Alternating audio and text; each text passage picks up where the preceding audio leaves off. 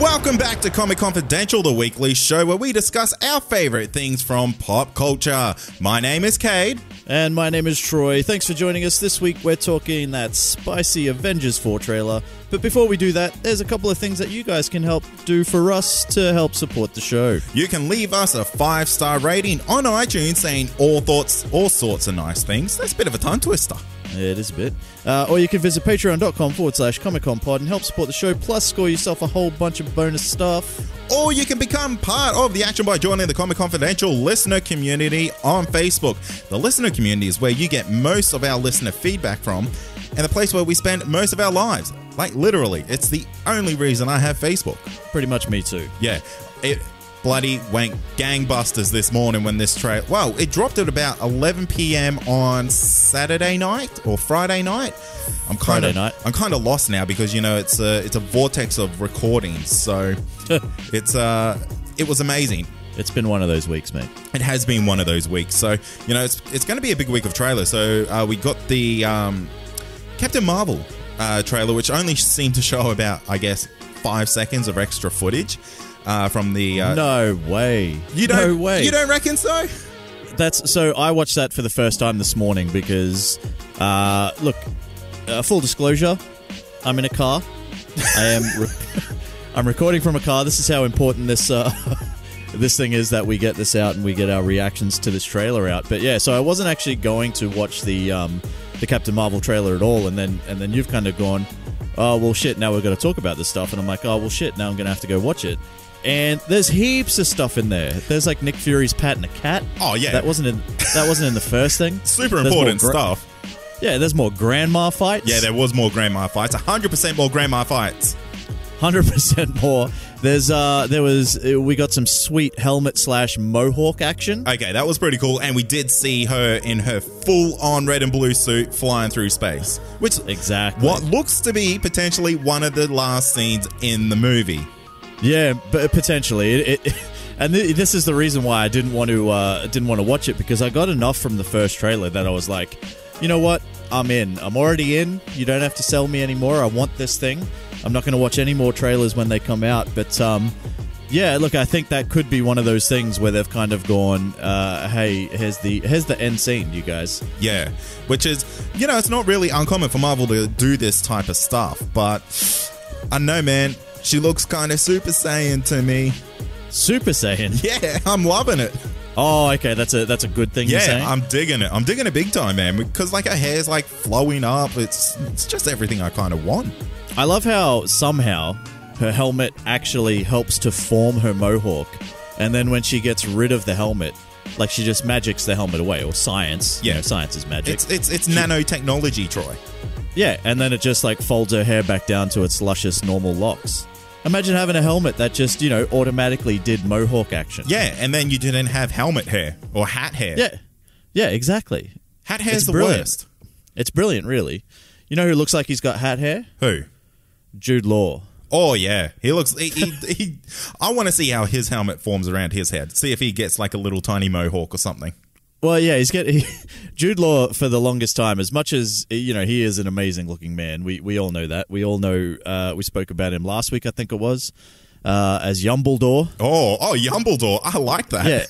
Yeah, we get that. Like, we understand that he's a good looking fellow, but he is thin and a bit up top. So I don't know. Maybe there'd just be like 3 strands out the top of his helmet, kind of a la Homer Simpson type of thing.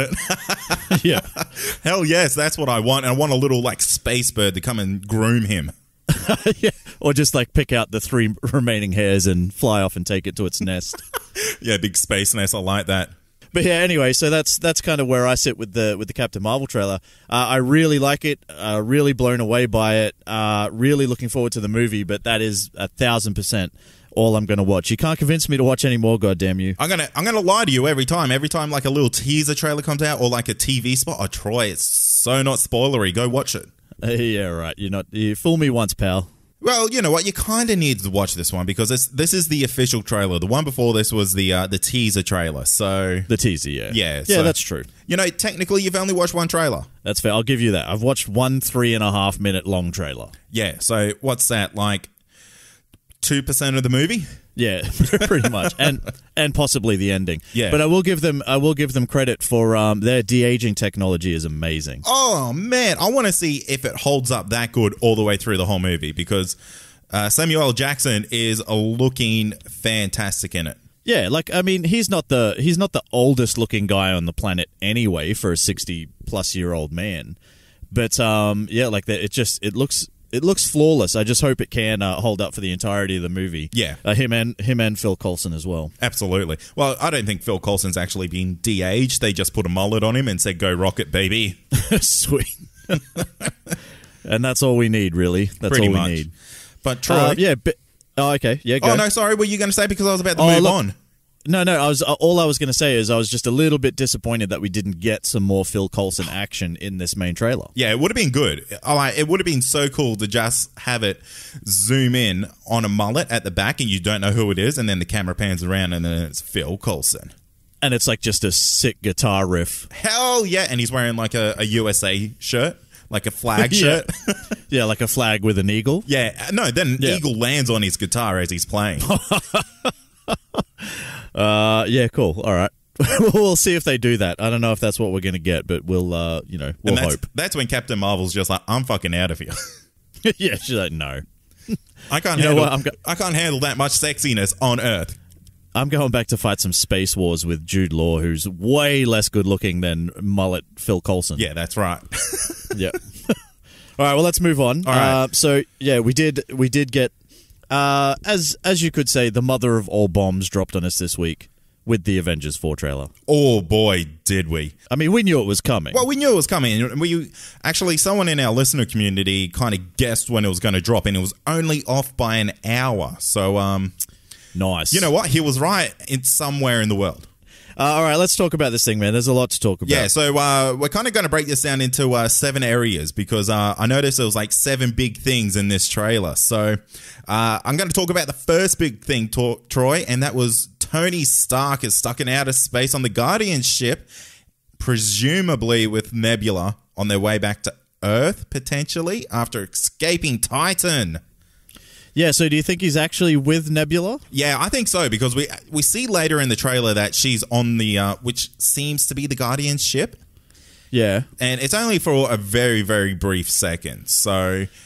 They were the last two together on Titan, weren't they? Yeah, absolutely. They were stranded there after the snapping. Yeah.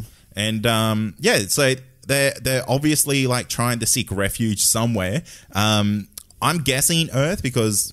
Well, he's gone to Earth. When I say he, I mean Thanos. And we see Tony Stark kind of filming a message on his helmet. He's running out of food, water, and air.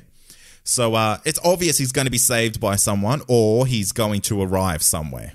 Yeah, I think my money's probably more on somebody kind of just... I mean, space is a pretty small place. You're bound to, you float around for long enough, you're bound to run into someone, right? Oh, absolutely. I mean, the Guardians did it with Thor. Exactly. But, in all fairness, they were responding to like an emergency alert. So they were headed to that section specifically. So that makes sense. Well, that's fair. But who's to say that they haven't put out an emergency alert themselves? So, yeah, who knows? Yeah, absolutely. So, I feel like Tony Stark could... sorry, but I just wanted to say that I feel like there's enough of Nebula that Tony Stark could probably pick pieces off her and use them to repair the Guardian ship. Oh, absolutely. This is something that I was actually going to mention, that Tony Stark himself is like a bit of a genius. He's actually a genius in this universe. So I feel like there's enough advanced technology on a spaceship for him to do something with. Yeah. 100%. The guy built a bloody Iron Man suit in a cave. He did. I was there. You were there? I saw the whole thing. It was amazing. I was one of the guys that he killed, but no one really investigated. Yeah, exactly. Look, I mean, there's plenty of different options. I mean, he could get rescued by Captain Marvel. Yeah, it could totally happen because Titan in the world map, well, not the world map, the universe map on Marvel, Titan's kind of close to the same area that the Skrulls originate from. So. It's possible. It's possible. It could be. Hey, maybe he gets picked up by Skrulls. Hey, mate, we're heading to Earth. Do you want a lift, mate? Come on, mate. Come on, We're mate. going home. And Tony Stark's like, are you a Skrull? He's like, fuck, are you a Skrull? Yeah, Skrull, mate. You a Skrull? That's a throwback to a few episodes ago. If you've got no idea what we're talking about, it's because Skrulls are Australian. Yes. Did you hear the Skrull accent in the trailer? Yeah, it was far less Australian than I thought it would be. Yeah, I was quite disappointed. I was like, Struth. There's a couple of other theories as well. You've got the potential of Thor finding him, because now that he has Stormbreaker and can basically go wherever he wants and open the Bifrost however he wants, he might have the option to do that as well. Definitely. And it seems to be a little bit more, I guess, targeted now. Because it kind of used to be, look, we'll send the Bifrost in the middle of the desert, and that's where we'll pick you up. Yeah, and good luck. Yeah, and he kind of seems to be able to like pinpoint it right into the action. So I dig it, and I feel like Stormbreaker can have that type of accuracy. And Thor's, he's pretty good, mate. He is good. You saw him in Infinity War. Oh, it was a dreamboat. He was. I mean, he missed, but he was. Well, he was pretty good. Well, I feel like he was aiming for there, so he didn't miss at all. Okay, he just missed the mark. He just screwed the pooch. Yeah, pretty much. Like, all right. He was 99% of the way there, but that last 1% really let the team down. Yeah, absolutely.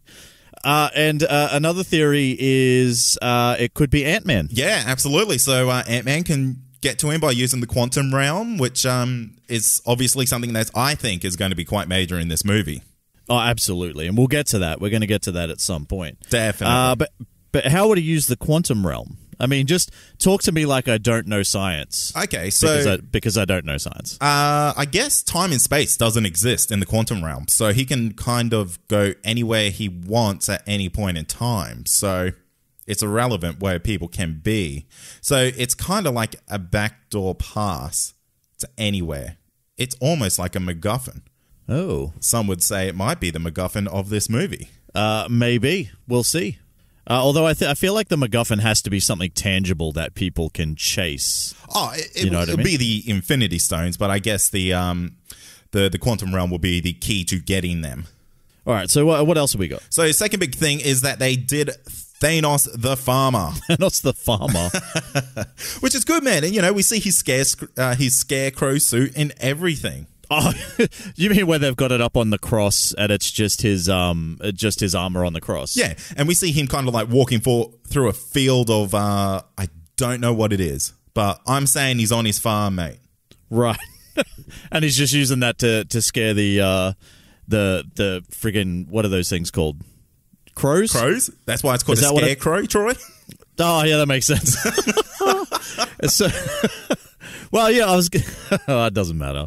I can't dig myself out of that one. No, mate. That's pretty bad. Look, he's using that scarecrow to scare those birds. You know? Yeah, absolutely. So, scarebirds. Yeah, scarebirds. They're the scariest birds that you'll ever find. Absolutely. Look, I'm gonna go out on a limb here and say that's probably not the case. I'm going to go out on a limb and say I think it is the case 100%, because I mean we see this in the Infinity War comic line stories. So you know what? It kind of holds true. What do you think is farming? Corn. You're gonna go with corn? Yeah, I reckon he's doing space corn. Classic space corn. Because we see it on Earth and we have like 1,000 different uses for it. So I feel like Thanos would be a vegetarian, so he wouldn't eat no meat. Well, not even that. I mean, getting away from the jokes for a second. I mean, it could seriously be like his whole thing was about sustainability and, having enough resources for to be able to use, and, the whole reason why he wanted to get rid of 50% of the Earth's, population or actual, beings, was because it wasn't sustainable for the universe. So it would totally make sense that he is, just on his own planet, just farming up some stuff. Absolutely. And there has been, it's been like kind of reported by the Russo brothers that this is Titan 2. So maybe he's trying to rebuild this world in the image that he thought Titan should have been. Yeah. And am I right in seeing that he still had the fried Infinity Gauntlet attached to his hand? Yeah. So maybe he can't get it off. Yeah. It's like full on stuck. Yeah, it's like, fuck. And now he has to roll around everywhere he goes. He has that goddamn busted glove on his hand. Or if he just wants to go down to the shop to get some milk, busted glove. Yeah, awkward. You know what I mean? Awkward. Very But awkward. it'd be a good talking point. Oh, absolutely. It's like, oh, you have to ask Thanos about his glove. Oh, don't stare at it, Jimmy. Don't stare at it. Don't be rude. He'll snap you out of existence. All right. Let's move on. Right. What's the third thing we had? The third big thing is we hear Black Widow explaining that Thanos really did remove 50% of life from the universe, which we already kind of knew. But what we knew. Which we didn't know, though, is that Bruce Banner is looking at a slide of some slides of people who got dusted, mate. And there was Ant-Man, Shuri, and Peter Parker. Now, we know that Ant-Man isn't dusted, but it's not really revealed to the characters yet. But I didn't know Shuri was gone. Well, is that the actual case? Like I guess we're kind of speculating that that's what he's looking at. Because, I mean, we know definitely Peter Parker is gone. Gone. Right? How would they know that without kind of having like some sort of communication with Tony Stark? Oh, that's a really good point. And how would they know that Ant-Man is gone? Maybe they're just missing. So maybe it's not actually that at all. Ah, a maybe little bit of like a misdirect.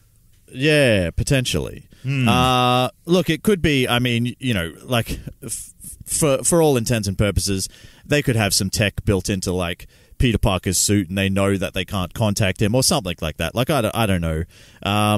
It just, like, I feel for there to be no mention whatsoever of Shuri, you know, we didn't see her, we didn't see anything that happened to her.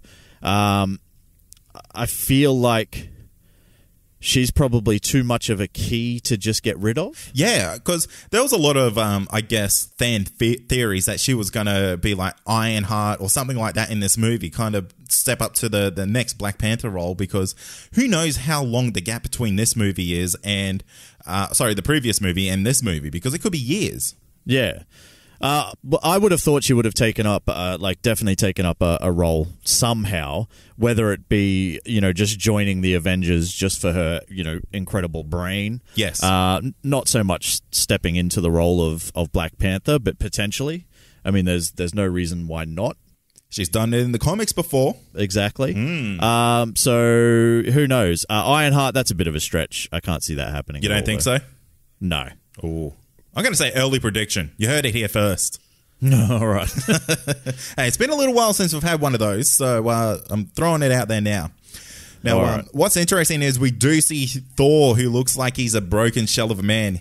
And this guy's probably had the roughest time out of everyone in this kind of saga of the MCU, because it was revealed that Thanos has already killed half the Asgardians at the start of Avengers 3. And then the bastard goes and dusts the whole bloody 50% of the universe. So that would like technically take Thor's, like, I'm going to say shares of Asgardians down to 25%. So his stock prices are dropping big time. I mean, keep in mind, like, this is like already been an Asgardian kind of population that was already heavily reduced after Hel's exploits in Thor Ragnarok. Yeah. And the guy's lost his mother, his father, and his brother, and his people now. And his sister, even though she was a outright bitch. Yeah, well, you know, family's family, Troy. You can't pick them. That's exactly right. But yeah, you can tell that Thor is obviously, you know, he's a bit of a broken man. And I guess the reason you can tell that is by the fact that he's wearing nothing but sweats. Yeah.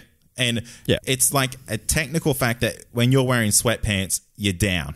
Give the man a bucket of ice cream, like a 1-liter bucket of ice cream, and it's the picture-perfect depressed Asgardian. He also looks like he's about to step on stage to rap battle Eminem. Yeah. That's hilarious. I like how somebody, you know, if you haven't seen this picture, it is floating around. It's on our page, Comic Confidential on Facebook. But I like how somebody has actually gone to the extremes of photoshopping on a beanie and putting the hood over his head as well. That's so good, isn't it? People have way too much time on their hands. And like, that's like hours after release, people have done that. Yeah, I know. It's great. Next big thing, number 4, Captain America is providing a voiceover, and it's, we've lost friends and we lost family. Then bam, Ronan is on screen, bitches. Ronan Keating. Yeah, he's that guy from Boyzone. Yeah, I was going to try and sing a lyric, but then I realized I don't know if... I used to know a lot of Ronan Keating songs, Of course you did. But now... yeah. But I don't have any that I can belt out. But yeah, we do get to see Ronan, or what we believe is Ronan. So this is obviously Hawkeye's other kind of... what's the word I'm looking for? Character that he becomes at some point in the comics. This is his weekend outfit. Yeah, okay.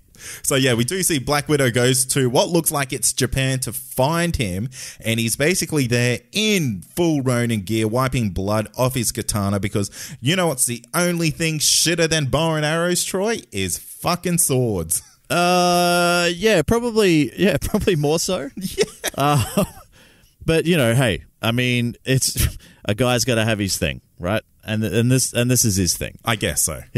He can't just roll around like it's, you know, it's so much easier to conceal a sword, I'm assuming, in Japan. Never tried to do it. Yeah. But I feel like, you know, it'd be a lot easier to do than run around with a gigantic bow and arrow. Yeah, and exactly. A quiver. And like maybe he just didn't have enough prep time to go around, stick arrows all around Japan to, you know, make sure he has backups for when he runs out.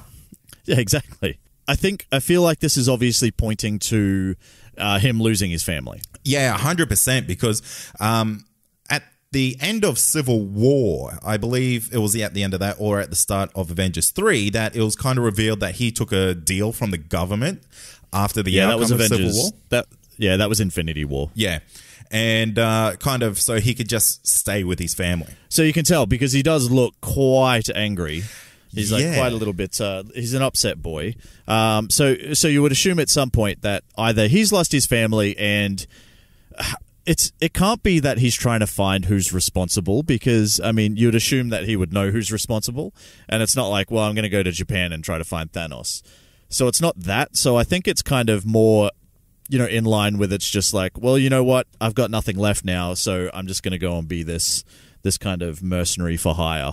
I'm just going to go kill people, and I don't even care if I get paid. Because who even knows if, like, finances are a thing in this universe anymore? Well, I think that's going to be, like, the most interesting thing to see is how or whether they even address the fact that, you know, governments would effectively collapse. Like, it is one of those things where if you're losing, you know, 50% of the world's population, I mean, we're talking like major infrastructure would dead set collapse. And I mean, I think it would be essentially chaos for quite some time until they kind of, you know, got on top of things. But I wonder if that's actually going to be addressed or not. Well, I really hope it is, and that's something I'm going to actually touch on a little bit later. But I got a side note to just like how Ronan looks. Is it just me, or is he looking a lot older? Maybe. I didn't really sort of look too much into it, but I mean, the stresses of, you know, being a human on the Avengers team, you know, getting into shit with the government, going to a maximum security prison, getting your bow and arrows taken off you, so you have to use swords. Yeah, using swords.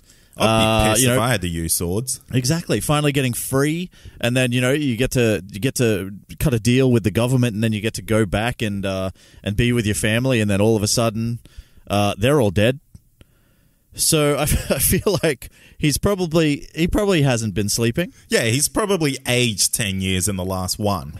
Yeah, so I think it's fair. Okay. I think you got to like get off his back. Maybe. Give him a little bit of a break. Look, and he's also not rocking his little fuckboy haircut in this yet. So that's coming. Oh. It's coming. We've seen it in the behind the scenes pictures. And at the moment, he's just kind of got a little bit of a buzz cut, you know, just a little bit on top. Yeah, right. I just took a drink as you said that, and I almost died. Oh, fantastic! Well, while you recover, okay.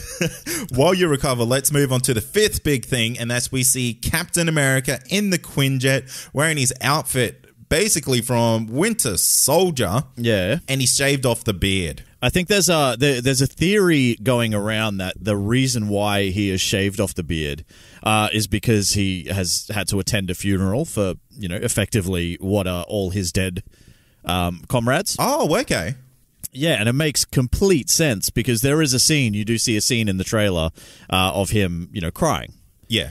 And it makes complete sense that, you know, a character like Captain America isn't going to, you know, turn up to something like as important as a funeral, where you have to, you know, be respective and show your respects to people, you know, to your fallen comrades, like I said. So it makes sense he's not going to rock up with a scruffy beard. He's going to, you know, this is Steve Rogers, goddammit. He's going to be clean shaven. But what we also see him is like him reminiscing about Peggy Carter on what looks like to be a compass. And Troy, this is me getting a little bit deep here. Right. Is this a metaphor for him kind of finding his way? Maybe. Maybe it's an issue with technology. Oh, that could be a good thing. And he just, you know, needs a compass. Maybe they go back in time. Maybe. And look, I'm just throwing things out there. There are plenty of reasons why people would use a compass. But maybe it is. Maybe it is a little bit of a metaphor for him finding his way. And I think it's like I think it's nice that he still, you know, carries that picture of Peggy Carter around, even though he was banging her niece pretty much. Yeah, exactly. Now, like that's super weird, right? It's a bit weird. Yeah, and it's like I don't know if they actually got it on or not. But you know, they were kissy. Dude, Captain America is 100% a virgin.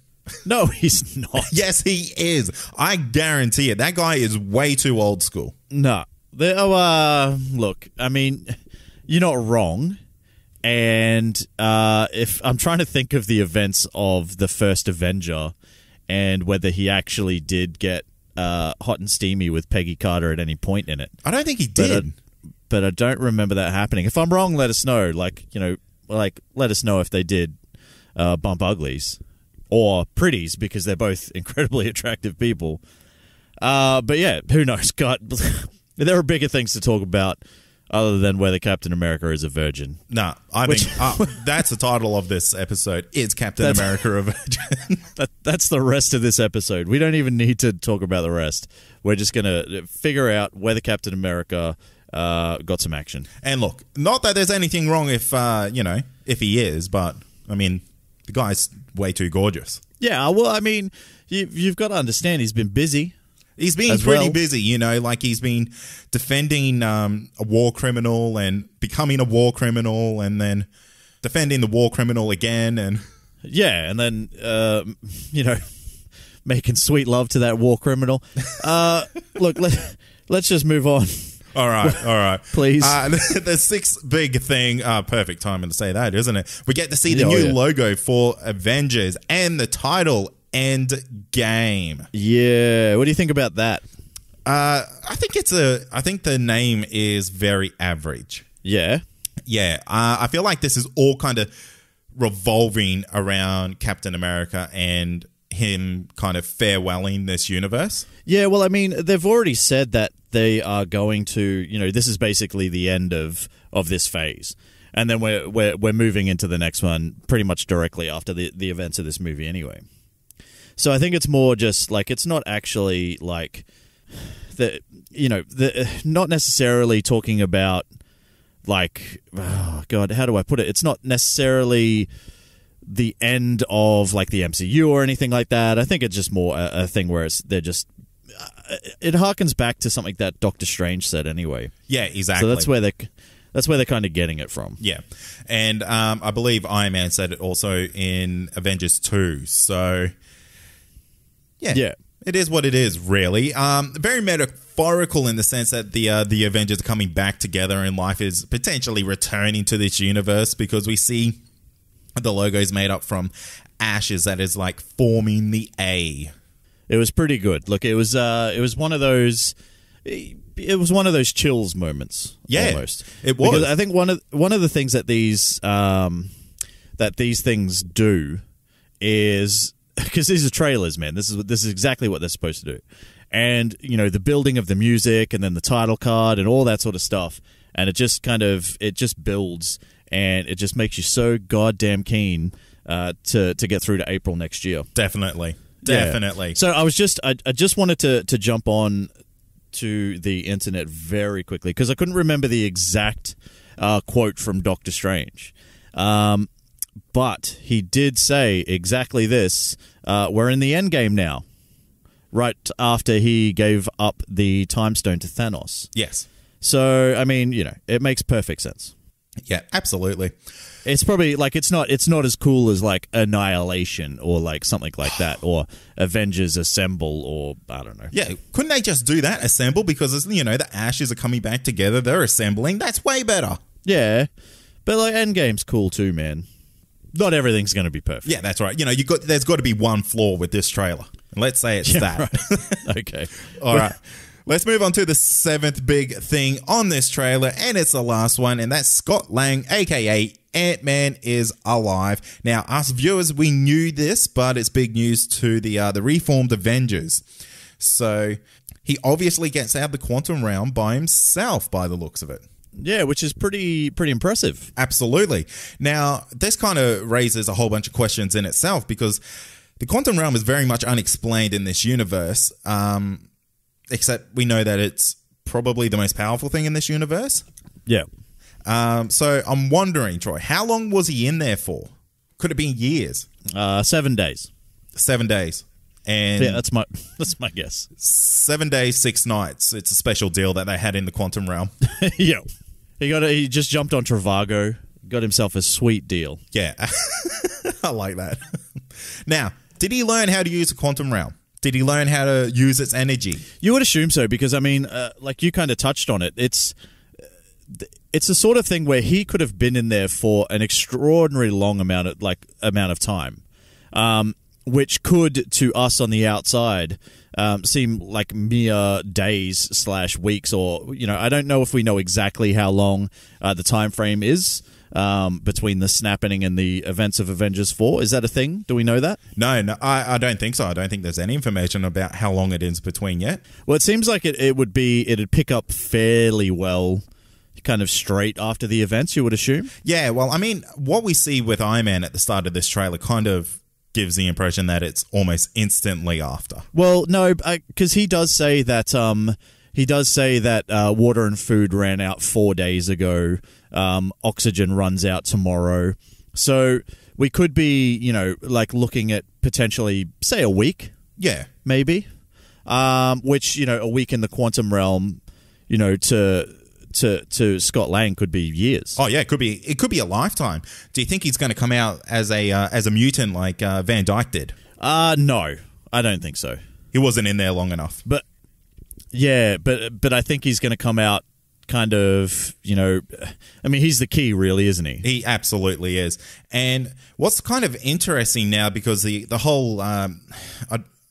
whole Disney Fox deals, they're pretty much nearing completion, and this kind of means that there's been rumors that the quantum realm is going to be the source for the M gene. Right. Yeah. So whatever they do here could potentially create mutants in this universe. Do you think that will be like a post-credit scene? I think it will be, because I think there's going to be time travel in this, and I think what's going to happen, they're going to let out a huge amount of energy in the past.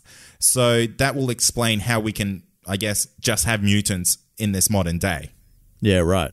So it's kind of something that's been built into a couple of generations of people, and when it comes around to it, hey, you know what? It's 2019, baby, and you can now say mutants. Yeah, I hope so. Fingers crossed. Fingers crossed. Look, so they're the 7 big things. What are your thoughts overall? Overall, man, I think this is like a really, really, really good trailer. Kind of disappointed that we didn't see any Captain Marvel, because we already know that Captain Marvel is around in this current timeline. There's no actual spoilers from, I guess, the Captain Marvel movie not being out already, if that makes sense. Yeah, sort of. I mean, we have no idea, though, how she makes her way to Earth.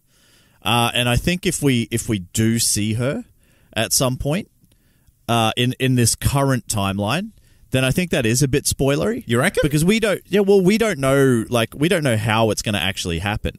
We don't know how Captain Marvel's going to end. We don't know how and if she is actually going to show up on Earth, or whether, she's going to still be in space and she's going to, be taking the battle to Thanos there. Oh, yeah, very good point. Do you know what I mean? So yeah, definitely. Yeah, there's so much that we don't know about that. We need to get through Captain Marvel first. So I'm kind of I for one, am glad that they didn't show anything Like, you know what I mean? We didn't get any sort of notion of any of that. I think the best thing about this trailer is that it gives us quite a bit, but it also shows us absolutely nothing. Yeah. The only other thing that I kind of would have done with this trailer is I would have shown us absolutely nothing of any of our heroes. None of the Avengers, none of that.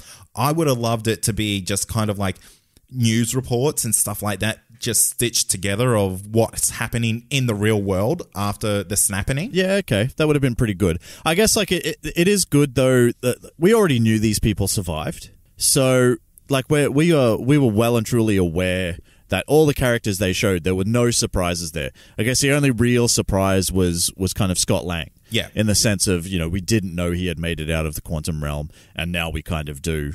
But we still don't know how. Yeah, exactly. Interesting, though, Rhodey was one of those characters that did survive. That we didn't see at all. Didn't he? Yep, and didn't get a single mention. Wow. Not even a look in. Yeah, that's pretty rough. Not even just a frowny Don Cheadle in the background. Yeah, not good.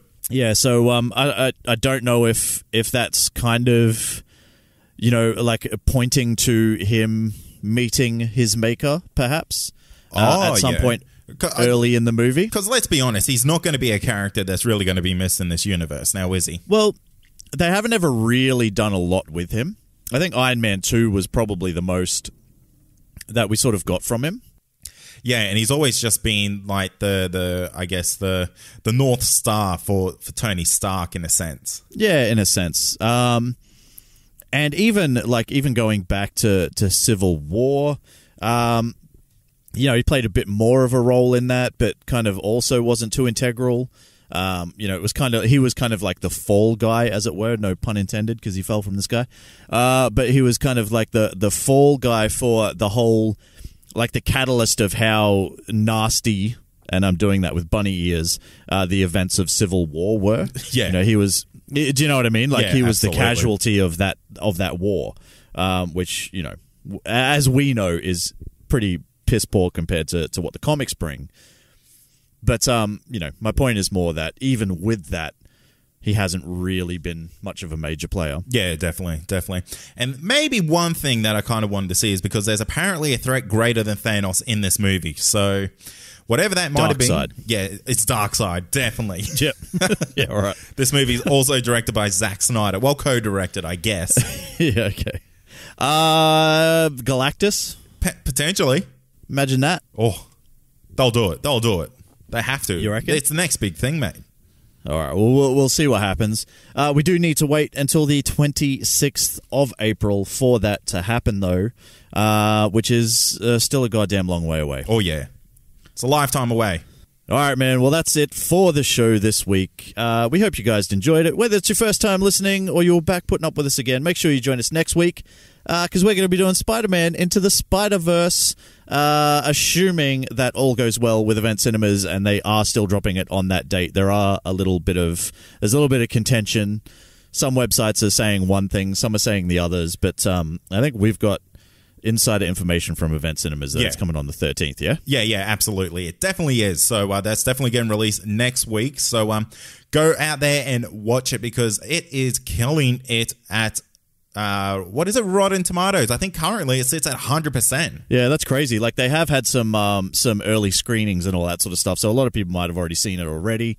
We'll be checking it out next week, and we'll be bringing you that episode. How many episodes are the people getting this week, Cade? Oh, man, it's Christmas time, so we're being extra nice to all our listeners. So you are going to get 3 episodes. 3 episodes, Troy. Damn. Yeah, so you're going to get this one that you've just listened to. You're also going to get a Patreon exclusive episode that only gets released to the people who are in the, I guess you would call it, the CC VIP area. Is that what you'd call it? I know, it just sounded cool in my head and it sounded pretty cool when I said it too, so I'm sticking with it. The CC VIPs. I feel like the CC VIP area, it'd be like, if it was in a nightclub, it'd be like the really kind of like, it's the shitty section of the club. It's that back corner where it stinks. It's that back corner where it's like, it's smelly and the floor's a bit sticky. And that's nothing against the people that are in it. It's just that's what they have to put up with. Yeah. It's sticky from us. That's why it's like that. It's sticky from us. It's sticky. There's some big old fat security guard that stops you from coming in. I don't know. I don't go to clubs too much, but I'd just assume it would be smelly. Yeah, absolutely. And we are also going to drop a very special Christmas episode of our Love Actually review, when me and Amy caught up during the week and discussed one of our favorite Christmas movies, of course, next to Die Hard. But this is a close second. So we sat down, have a little chat about that, and look, I'm going to have to do some editing on it because I got quite vocal. So okay, yes, who would have thought Love Actually would have done that? Yeah, like. The first show you've probably had to edit something out of in the history of the show. Well, that's not true, but for the longest time, and it's a Love Actually review. Yeah, so because you just got too goddamn controversial. Yeah, who would have thought? I honestly, I cannot believe. I'm a little bit embarrassed. I'm not proud at all about it. So, see if you can find out the part that has to be removed, and let me know. Right. Look, in the meantime, if you want access to previous episodes and other fantastic shows on our network, head to our website. It's comicconpod.com. Go check it out now. Absolutely. I'm going to wrap it up. So thanks for listening. As always, I'm Troy. I'm Cade. And this has been Comic Confidential. Cheers. Peace. Just before we wrap up. Yeah. I've just I've got to take this time to give a shout out to some special people. Oh, okay. Is that okay? Well, only if these people didn't try to swing your vote on our... because these people can go get fucked. They 1000%... Look, I put out the call to them to help me out, right? Yeah. And of the 6 people that I'm going to name, 4 of them did. Fuck them. And two of them still fucking voted against me. Good. They're my boys. They're my boys. So your boys are Callum and Josh. Yeah, buddy. So hit me up. Thanks for nothing. Also got to give a shout out to my boy Zane, my boy Brandon. I've got my boy Regan in there as well. And, of course, my boy Matt. Thanks for sticking with me. Fuck you guys. Voting against that goddamn boy band shit. You guys are the best. That episode is dropping in 3 weeks. Bad boys. If you love this podcast, then head over to comicconpod.com to check out the other incredible shows on our network. Whether you love comedy, pop culture, or movie and TV reviews, CC Radio has got you covered.